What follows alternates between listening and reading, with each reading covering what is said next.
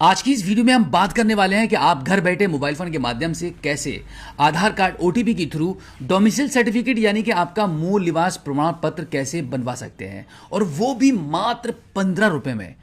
आपको ये बात सुनकर काफी ताज्जुब हो रहा होगा कि भाई जनसेवा केंद्र संचालक, सीएससी सेंटर संचालक आपसे 100 रुपए से लेकर 150-200 रुपए तक चार्ज कर लेते हैं, तो इतना सस्ते में अब 15 रुपए में ये डोमिसाइल सर्टिफिकेट कैसे बनेगा। तो मैं आपको बता दूं कि वीडियो बहुत काम की है, लास्ट तक जरूर देखना, बहुत अच्छी इंफॉर्मेशन आपको मिलने वाली है। बहुत ही फ्री में समझ लो आप इसको, मात्र 15 रुपए का खर्चा होने वाला है और कुछ स्टेप्स को फॉलो करके मात्र 5 मिनट में आवेदन कंप्लीट कर लेंगे और आप अपने मूल निवास को घर बैठे ही बनवा पाएंगे।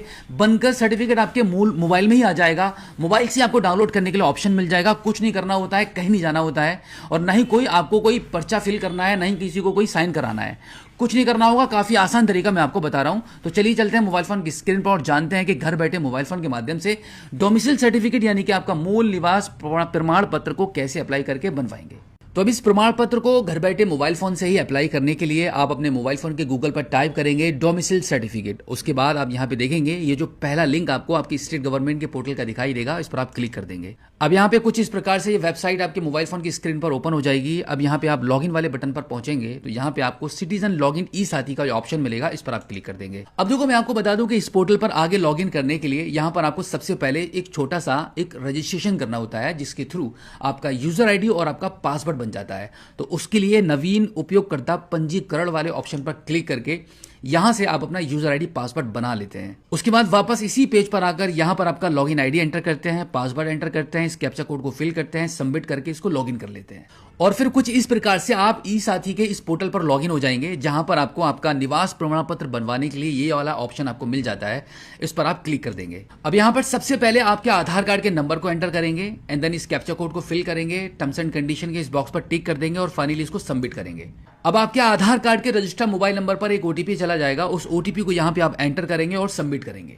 अब यहां पर आप देख सकते हैं कि आधार ई केवाईसी के मुताबिक यहां पर आपका नाम ऑलरेडी दर्ज होकर आ चुका है। अब यहां पे सबसे पहले आपका क्षेत्र चूज करना होता है, आप ग्रामीण क्षेत्र से हैं या नगरीय से हैं, तो हम यहां से ग्रामीण क्षेत्र वाले ऑप्शन को चूज कर लेते हैं। अब इसके बाद यहां पर आपका पिता, पति या संरक्षक का नाम एंटर करेंगे एंड देन यहां पर माता का नाम एंटर करेंगे। यहां पर आपकी date of birth already fill होकर आ जाएगी आपके आधार कार्ड से।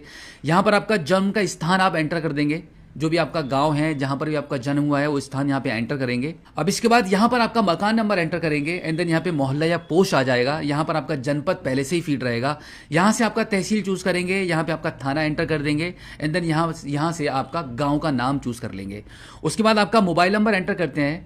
अब इसके बाद अगला ऑप्शन है निवास की अवधि, इसमें आपको जन्म से वाले ऑप्शन पर टिक कर देना है एंड देन यहाँ पे प्रमाण पत्र बनवाने की आवश्यकता लिखेंगे कि आप इस प्रमाण पत्र को किस रीजन से बना रहे हैं, वो कारण आप यहाँ पे लिख देंगे एंड देन इसके बाद इन दोनों ऑप्शन में जैसा नहीं और हाँ है वैसे ही रहने दीजिए। इसके बाद आपके राशन कार्ड की संख्या या फिर आपकी परिवार आईडी बनी हुई है वो आपको शो हो जाएगी। अब देखो इस फॉर्म में इतना सब कुछ भरने के बाद अब अगला ऑप्शन आता है, आपको आपका फोटो अपलोड करना है और एक आईडी प्रूफ अपलोड करना है और एक घोषणा प्रमाण पत्र आपको अपलोड करना है।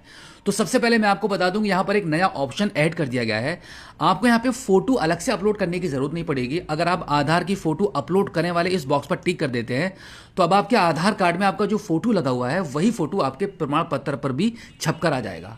अब इसके बाद आपको सिर्फ आपका आधार कार्ड और एक घोषणा प्रमाण पत्र ही आपको अपलोड करना होगा। इसके लिए आप यहाँ पे अटैचमेंट टाइटल में चुने वाले ऑप्शन पर आप क्लिक करेंगे तो यहां से आपको कुछ ऑप्शंस मिल रहे हैं, जैसे कि राशन कार्ड, बिजली का बिल या फिर आपका पहचान पत्र। हमें यहां पर आधार कार्ड अपलोड करना है तो उसके लिए अन्य वाले ऑप्शन को चूज करेंगे और यहां पर आधार कार्ड टाइप कर देंगे एंड देन चूज फाइल वाले ऑप्शन पर क्लिक करके अपना आधार कार्ड की फोटो कॉपी को अपलोड करेंगे। इस प्रकार से आधार कार्ड की कॉपी अपलोड होने के बाद अब फाइनली आपको आपका घोषणा प्रमाण पत्र अपलोड करना होगा। उसके लिए आप यहाँ पे अन्य वाले ऑप्शन पर एक बार फिर से क्लिक कर देंगे और यहां से स्व प्रमाणित घोषणा प्रमाण पत्र आपको अपलोड करना है, इसको सेलेक्ट कर लीजिए। अब देखो ये प्रमाण पत्र कौन सा होता है और कहां से मिलेगा वो भी आप देख लीजिए। इसके लिए आप दोबारा से एक बार फिर से ई साथी के इस पोर्टल पर आ जाएंगे, आपकी स्टेट के ई डिस्ट्रिक्ट के इस पोर्टल पर आ जाएंगे, जहां पर आप सबसे लास्ट में आपको आना होता है। यहां पर आपको एक ऑप्शन मिलेगा स्व प्रमाणित घोषणा पत्र, इस पर आप क्लिक कर दीजिए। क्लिक करने के बाद आप देखेंगे कुछ इस प्रकार से घोषणा पत्र आपके मोबाइल फोन की स्क्रीन पर ओपन हो जाएगा। इसका प्रिंट आउट लेकर इसको अच्छे से फिल कर लेंगे और अपने मोबाइल फोन में इसको सेव कर लेंगे एंड देन वापस आप इस पोर्टल पर आएंगे और यहां से स्व प्रमाणित घोषणा पत्र वाले वाले ऑप्शन को चूज करके चूज फाइल वाले ऑप्शन पर क्लिक करेंगे और उसको अपलोड कर देंगे। और फिर इसके बाद फाइनली अब आपको दर्ज करें वाले ऑप्शन पर क्लिक करना होता है। अब यहां पर आपको आपके फॉर्म का प्रीव्यू दिख जाएगा। अब आगे 15 रुपए की पेमेंट को करने के लिए सेवा शुल्क भुगतान के लिए क्लिक करें वाला जो ऑप्शन है इस पर आप क्लिक कर दीजिए। अब देखो यहां पर आपको आपका एप्लीकेशन नंबर शो कर रहा है। इस नंबर को यहां से आप नोट कर लीजिए, काफी जरूरी है। इसके बाद अब आप इसको सबमिट करेंगे और 15 रुपए की पेमेंट को करने के लिए अब यहां पे प्रोसीड विद पेमेंट वाले ऑप्शन पर क्लिक कर देंगे। अब आप इसको ओके कर दीजिए। ओके करने के बाद ये थोड़ा सा प्रोसेस करेगा और आप पेमेंट गेटवे के पेज पर आ जाएंगे, जहां पर आपको पेमेंट करने के लिए मल्टीपल ऑप्शंस मिल रहे हैं। बट सबसे इजी रहता है यूपीआई क्यूआर कोड के माध्यम से पेमेंट करना। तो मैं यहां पे यूपीआई क्यूआर कोड वाले ऑप्शन को चूज कर लेता हूं। अब एक क्यूआर कोड जनरेट हो चुका है, इसको हम स्कैन करके पेमेंट को डन करते हैं। अब देखो हमने पेमेंट यहां पे सक्सेसफुली कर दिया है। यहां पे पेमेंट रिफ्लेक्ट होने वाली है। पेमेंट प्रोसेसिंग होने के बाद अब आप देखेंगे अगर कुछ इस प्रकार से आपको भी मैसेज आता है एरर, जो आजकल ये प्रॉब्लम देखी जा रही है, तो बिल्कुल भी चिंता मत करना, टेंशन लेने की बिल्कुल भी जरूरत नहीं है। इसका भी एक समाधान है, वो मैं आपको बता देता हूं। अब आपको क्या करना है, वापस से इस पोर्टल को आपको एक बार से लॉगिन कर लेना है। और फिर लॉगिन होने के बाद अब यहां पे सबसे पहला वाला जो ऑप्शन आपको मिल रहा है सेवा शुल्क भुगतान, इस पर आप क्लिक कर दीजिए। इस पर आप जैसे ही क्लिक करेंगे तो यहां पर अभी जो आपने बीच में पेमेंट करने से पहले अपने आवेदन नंबर को नोट किया था, उस आवेदन नंबर को, उस एप्लीकेशन नंबर को यहां पे आप एंटर करेंगे और सबमिट कर देंगे। अब आपके ट्रांजैक्शन की डिटेल जो अभी आपने पेमेंट की थी वो निकल कर आ चुकी है। अब आप इसको फाइनली सुरक्षित करें वाले ऑप्शन पर क्लिक करेंगे।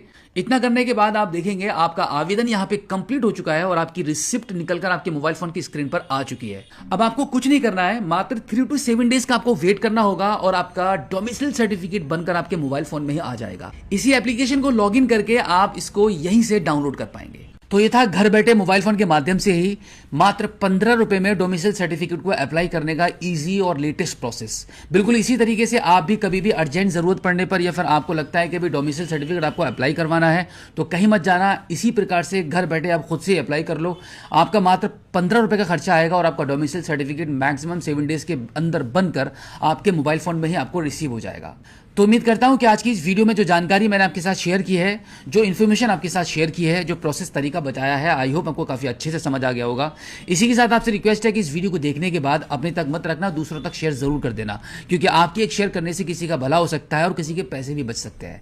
तो फिलहाल आज की इस वीडियो में इतना ही। मिलते हैं आपसे किसी और एक अगली वीडियो में एक नई जानकारी के साथ, एक नई अपडेट के साथ और एक नए जोश के साथ। तब तक के लिए जय हिंद।